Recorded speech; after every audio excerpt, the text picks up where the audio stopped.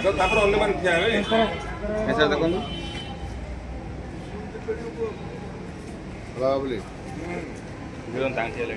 Sir sir ଦେଖନ୍ତୁ sir ଦେଖନ୍ତୁ ଏଠି ଆମେ ପାଇଛୁ ପ୍ରିୟ ବିଧାୟକ ଶ୍ରୀଯୁକ୍ତ ପ୍ରଦ୍ୟୁମ୍ନ କୁମାର ନାୟକ ମହୋଦୟଙ୍କୁ। ଆମର ଅହଭାଗ୍ୟ, ଆମେ ଆନନ୍ଦିତ, ଉଲ୍ଲସିତ ଏବଂ କୃତଜ୍ଞତା ଜ୍ଞାପନ କରୁଛୁ। ଏହି ଅବସରରେ ଆମ ସହିତ ଅଛନ୍ତି ଆଜି କାର୍ଯ୍ୟକ୍ରମର ମାନ୍ୟବର ବିଧାୟକ ଶ୍ରୀଯୁକ୍ତ ପ୍ରଦ୍ୟୁମ୍ନ କୁମାର ନାୟକ ମହୋଦୟ ଏବଂ ଅନୁଷ୍ଠାନର ସଭାପତି ଶ୍ରୀଯୁକ୍ତ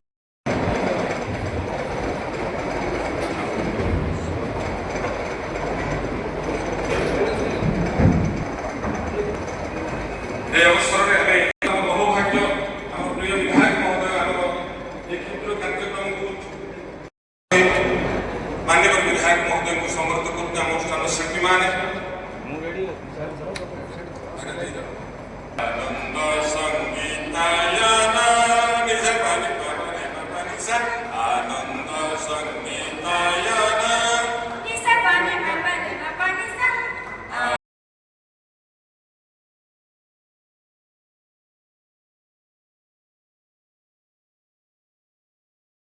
ଆମେ ସାତ ସୁରେ ସୁରେ ପହଞ୍ଚି ଆମେ ସାତ ସୁରେ ସୁରେ ପହଞ୍ଚି ଆମେ ତାଳରେ ଛନ୍ଦରେ ଗୀତ କବିତାରେ ଦେଖିଛୁ ଜୀବନ ଛବି ଦେଖିଛୁ ଜୀବନ ଛବି। ମହୋଦୟ ଯା ଯା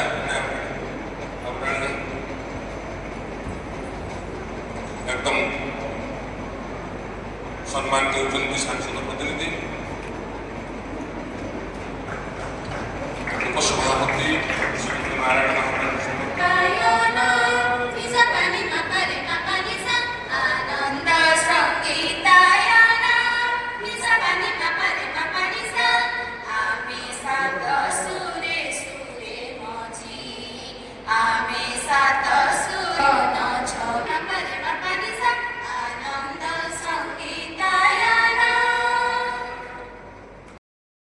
नारायण भाई एवं जगदीश भाई एवं यही संविधान जे संपादक अशोक भाई जे कि दीर्घ 8 वर्ष 4 मास दीर्घ समय धरी यही संगीत भंजंकर संगीत सारा ओडिशा रे दिग्दर्शन दौची से भली गोटे व्यक्तित्व जे कि अशोक भाई आपण माटीर मनीष समस्त को भल पाउଥିବା मनीष से होती आम प्रिय विधायक श्रीयुक्त नायक और बड़ भाई प्रशांत भाईना तो बहुकाल गुरुतुल्य मनीष आम गुरु ये उपस्थित थी व्यक्तिशेष मानकर परिचय प्रदान कर प्रशंसा गान करवा आमको आईर कथा कहला सदृश हम ये समस्त आम गोटे परिवार व्यक्तिशेष मैंने उपस्थित अच्छा वास्तविक कौन हुए गोटे शब्द कहे हीरक आम समस्त प्रिय प्राय समस्त सार कह चलो प्रशांत भाईना और सांसद प्रतिनिधि संतोष भाईना सान भाई जगदीश जीवंता बाघ सान भाई नारायण आज्ञा ମୋ ସାମ୍ନାରେ ବସିଥିବା ସମସ୍ତ ଭଞ୍ଜ ସଙ୍ଗୀତ ପ୍ରେମୀ ବନ୍ଧୁଗଣ, ଆମେ ଜନ୍ମରେ କି ପାପ କରିଥିବେ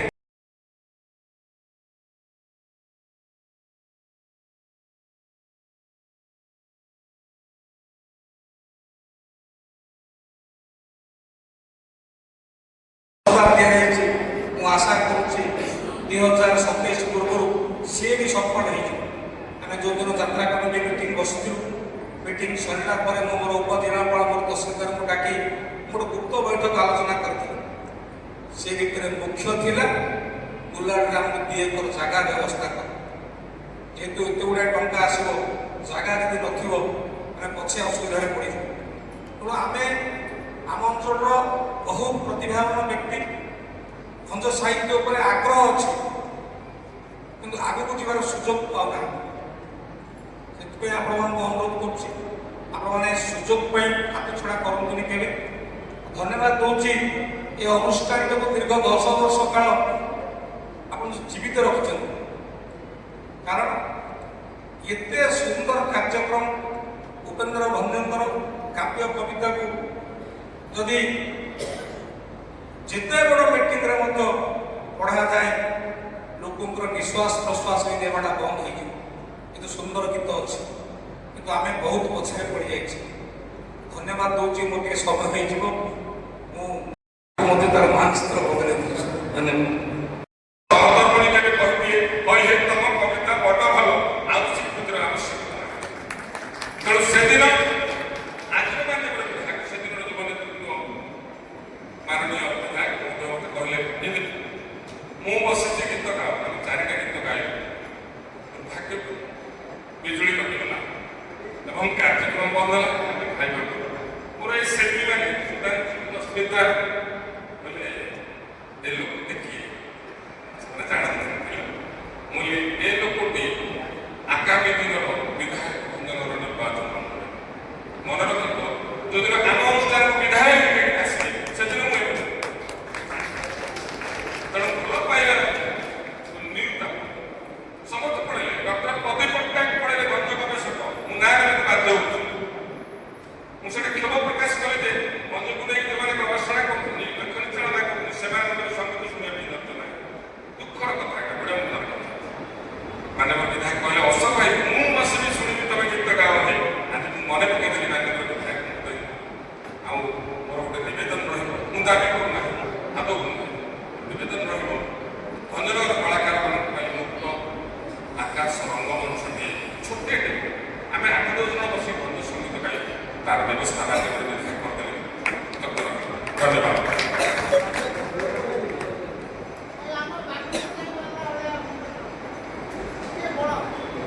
କରିବେ 10-20 ଲକ୍ଷ ଯାହା କରନ୍ତି,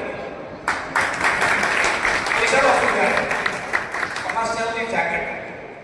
ନାରାୟଣ ପଦ୍ମଶ୍ରୀ ପୁରସ୍କାର ପାଇବା ପାଇଁ ବହୁତ ଉଦ୍ୟମ କଲେ, କିନ୍ତୁ ଆମେ ନୂଆ ନୂଆ ବିଧାୟକ এই ভিতরে গঞ্জাম বাস্তারে এতে ছন্দকপট হচ্ছে ମୋ ଧାରଣା ନଥିଲା। ବର୍ଷି ପାଇଲେ ମତେ ଆଜ୍ଞା ଆସିଲେ କହିଲେ, ଆଜ୍ଞା ନିରାପସଙ୍ଗୀତ ସନ୍ଧ୍ୟା ସମସ୍ତଙ୍କୁ ଗତକାଲିଠାରୁ ସ୍ୱାଗତ ଜଣାଉଛି, ଅଭିନନ୍ଦନ ଜଣାଉଛି। ପୁଣି ଥରେ ଏ କାର୍ଯ୍ୟକ୍ରମକୁ ସମସ୍ତଙ୍କୁ ଏ କାର୍ଯ୍ୟକ୍ରମକୁ ସ୍ୱାଗତ ଜଣାଉଛି। ଆଶା କରିବା ଏ କାର୍ଯ୍ୟକ୍ରମ 2 ଦିନ ଧରି ଚାଲିଥିବା ସମୟରେ ବହୁ ବିଶିଷ୍ଟ ବ୍ୟକ୍ତି ଆସି ଉପସ୍ଥିତ ରହି ଏକତ୍ରିତ ହୋଇ ଗୋଟାଏ ମଞ୍ଚରେ ଏକତ୍ରିତ କରିବା କଥା କିଛି କମ୍ କଥା ନୁହେଁ। ତା ସଙ୍ଗେ ସଙ୍ଗେ ଆମ ଭଞ୍ଜନଗରର ପ୍ରିୟ ବିଧାୟକ ସେ ଯିଏକି ଆଜି ଆସି ପହଞ୍ଚିଛନ୍ତି ଉଦ୍ଘାଟନୀ ଉତ୍ସବରେ ମୁଁ ଗତକାଲି ଥିଲି। ଆଜି ଅନ୍ତିମ ପର୍ଯ୍ୟାୟରେ ବିଧାୟକ ମଧ୍ୟ ଆସି ତାଙ୍କର ଭୁବନେଶ୍ୱର ଯିବା ସତ୍ତ୍ୱେ ଏଠାରେ ଆସି ଆପଣମାନଙ୍କୁ ସମୟ ଦେଇଛନ୍ତି, ତାଙ୍କୁ ଧନ୍ୟବାଦ ଦେବା ଏବଂ ଏହି କାର୍ଯ୍ୟକ୍ରମକୁ ନିଶ୍ଚିତ ଭାବରେ ସ୍ୱାଗତ ଜଣାଇବା। ଆପଣ ଜାଣିଥିବେ, ଗତକାଲି ବି କହୁଥିଲି, ଦୀର୍ଘ 1.5 ବର୍ଷ 2 ବର୍ଷ ଭିତରେ ଆପଣ କଳାକାରମାନେ ଯୁଗଦ୍ୱାର ଭିତରେ ବସି ସୀମିତ ରଖୁଥିଲେ, ଆଜି ହୁଏତ ଆନନ୍ଦର ସହ ବାହାରକୁ ଆସି କୋଳାହଳର ସହ ପ୍ରସ୍ତାବ ରଖୁଛନ୍ତି ଯେ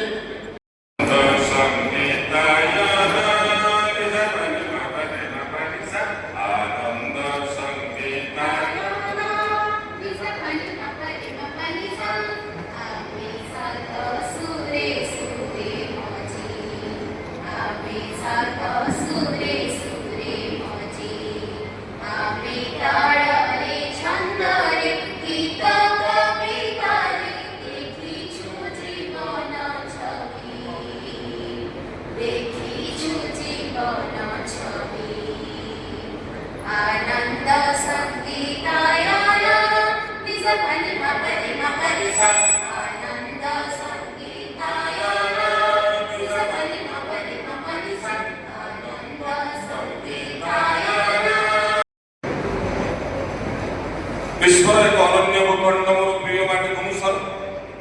ବିଶ୍ୱବିଦିତ ଧୁରୀଣ କବି ସମ୍ରାଟ ଉପେନ୍ଦ୍ର ଭଞ୍ଜଙ୍କ ଅନବଦ୍ୟ ସୃଷ୍ଟି କାଳ ଆଖିରେ କଜଳ।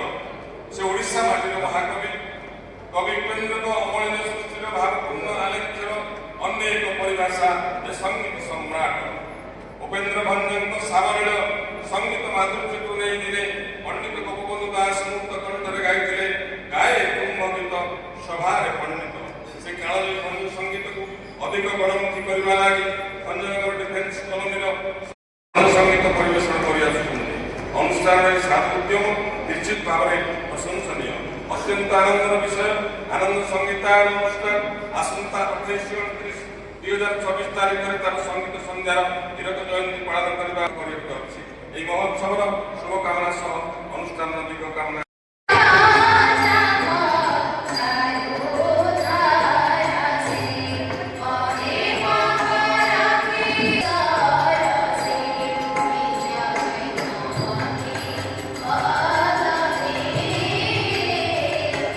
TV